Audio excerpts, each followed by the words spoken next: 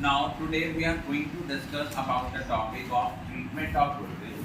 We have already discussed various cases when the new partner pays goodwill privately, when new partner brings the goodwill in cash, when new partner does not bring the goodwill in cash, when a partner brings a part of his share of goodwill in cash, and when goodwill already existed.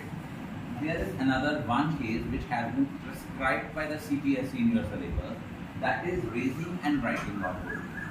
When goodwill is raised and simultaneously it is written off, it means it is self-generated goodwill, and it means we are following the accounting standard 26. What does it state? It states that goodwill is to be recorded in the books of accounts only if money or money's worth is paid for it. We had already discussed it in the case of change in PSR.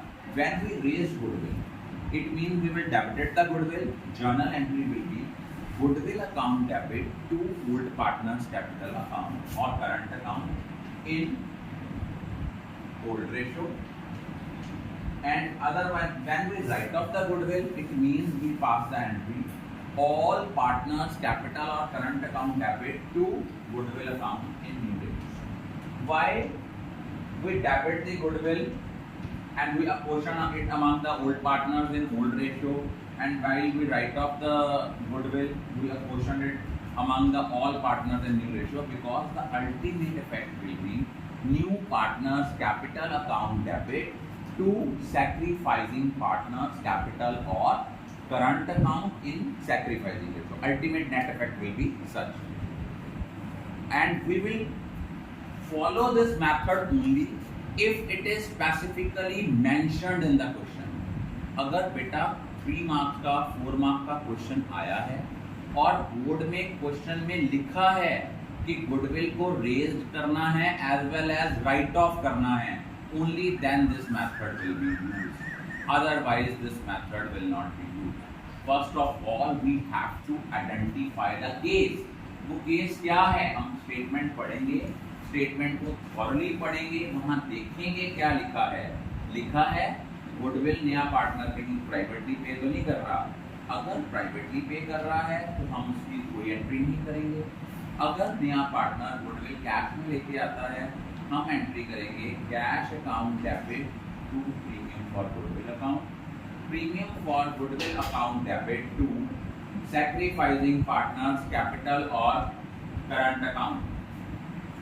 उसके बाद हम लोगों ने entry क्या करनी है, और अगर हम लोगों ने सैक्रिफाइसिंग पार्टनर्स ने गुडविल को विड्रॉ किया है तो एंट्री क्या आएगी, सैक्रिफाइसिंग पार्टनर्स कैपिटल और current account debit to cash or bank. Is it clear? And when goodwill already existed, we will write off the goodwill. Entry will be old partners capital or current account debit to goodwill account in old ratio. And if the new partner does not bring goodwill in cash, the journal entry will be new partners current account debit to sacrificing partners capital or current account in sacrificing ratio. Then the case is when goodwill is raised and written off. When goodwill is raised, journal entry will be goodwill account debit to old partners capital or current account in old ratio. And when we write off the goodwill, journal entry will be all partners capital or current account debit to goodwill account in new ratio. And this method will be followed only if it is specifically mentioned in the question. But if it is not specifically mentioned in the question, we will not pass these two entries. Ultimate the net effect will be when goodwill is raised and simultaneously it is written off, its net effect will be new partners capital or current account debit to sacrificing partners capital or current account. Because when goodwill is raised and simultaneously it is written off, it means it is self-generated goodwill, and as per accounting standard 26, goodwill is to be recorded in the books of accounts only if money or money's worth is paid for it. Is it clear? Then the next very important topic, that is hidden goodwill. What is hidden goodwill? Hidden goodwill का मतलब होता है जब उन्होंने कहा है हमने goodwill को कैलकुलेट करना है on the basis of capital brought up by the new partner on the basis of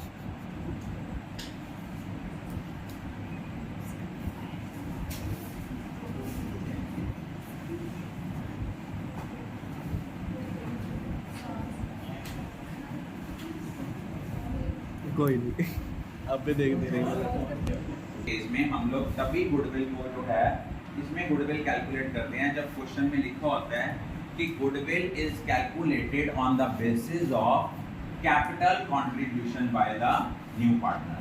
तो उसके बेसिस पे जब हम गुडविल को कैलकुलेट करते हैं वो होती है हिडन गुडविल और जर्नल एंट्री होती है new partners current account debit to sacrificing partners capital और current account in sacrificing ratio.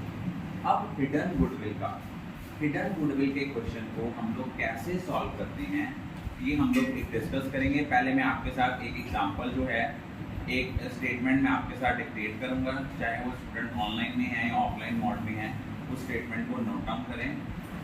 Write down X and Y are partners in a firm. X and Y are partners in a firm sharing profit and losses in the ratio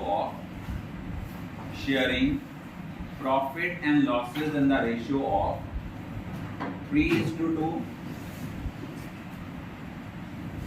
They admit Z as a partner. They admit Z as a partner with 1/5 share of profit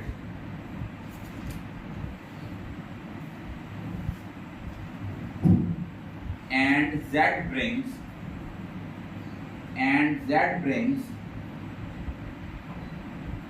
rupee 50,000. Z brings rupee 50,000 as his capital, whereas the combined capital of X and Y is 80,000.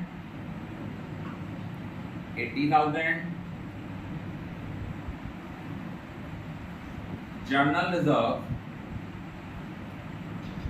reserve standing in the balance sheet at rupee 60,000.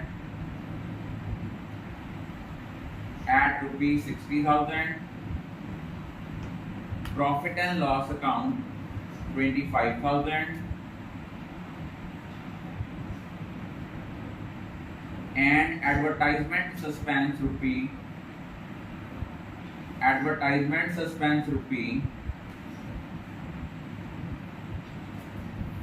15,000.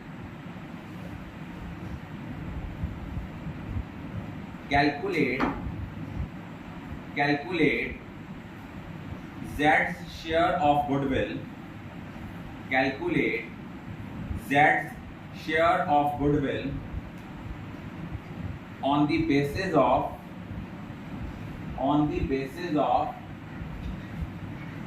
capital contribution by Z. On the basis of capital contribution by Z. In this case, first of all हमें ये पता है कि Z का जो capital contribution है that is 50,000 और जो उसका शेयर है that is 1/5. अब हमें उन्होंने दिया हुआ है कंबाइंड कैपिटल दी है X एंड Y की दैट इज 80,000.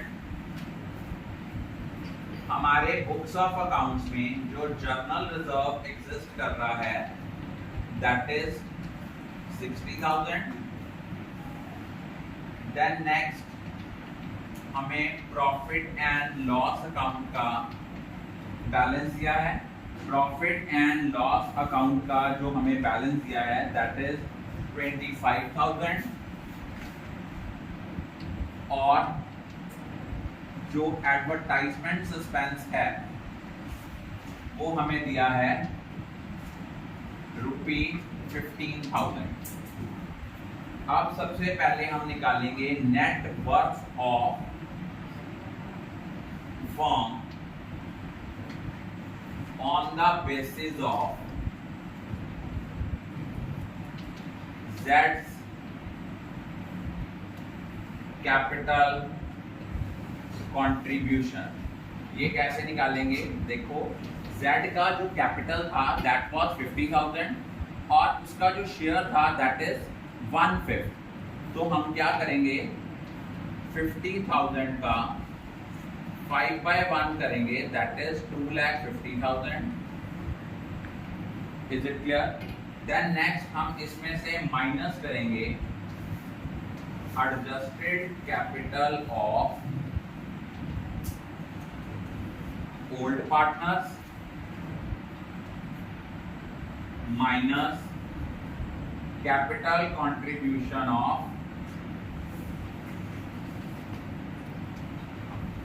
Z। अब देखा जाए adjusted capital of old partners कितनी आई, 80,000 उनकी कंबाइंड कैपिटल थी। और अगर मान लो कोई रिजर्व दिए हुए हैं, प्रॉफिट एंड लॉस का बैलेंस दिया हुआ है, जितने अकमुलेटेड प्रॉफिट्स और रिजर्व्स होते हैं ये हमारे कैपिटल बैलेंस को क्या करते हैं, इंक्रीज करते हैं। Because the items which are shown on the credit side of partners capital account these contribute to increase in the balance of partners capital। अब हमें जर्नल रिजर्व दिया है और प्रॉफिट एंड लॉस दिया है, इन दोनों को प्लस कर लेंगे।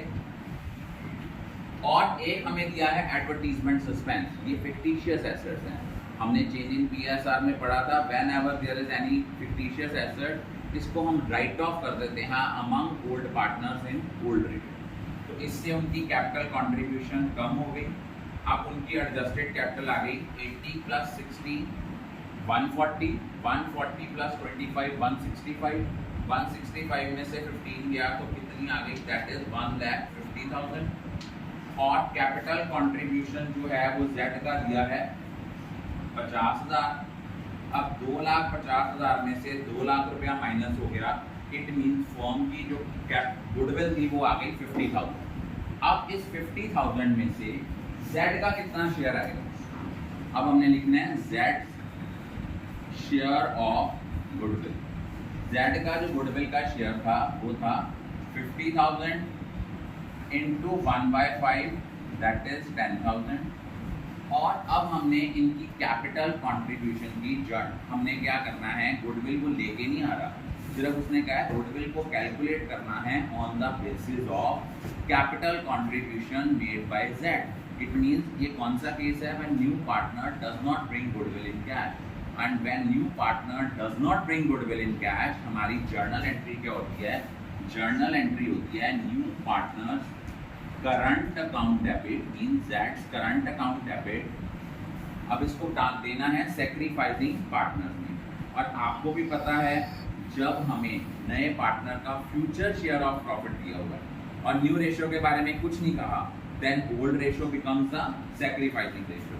So entry will be Z's current account debit to X capital account 3:2 की रेशियो में to Y's capital account। ये क्वेश्चन यूजुअली 4 मार्क्स में आ जाता है और इस बार वाले पेपर में तो हिडन गुडविल का क्वेश्चन आएगा ही आएगा, बिकॉज सिलेबस इज कन्फाइंड। तो ऐसा क्वेश्चन एक्सपेक्टेड होता है कि पेपर में जरूर क्वेश्चन ऐसा आता है।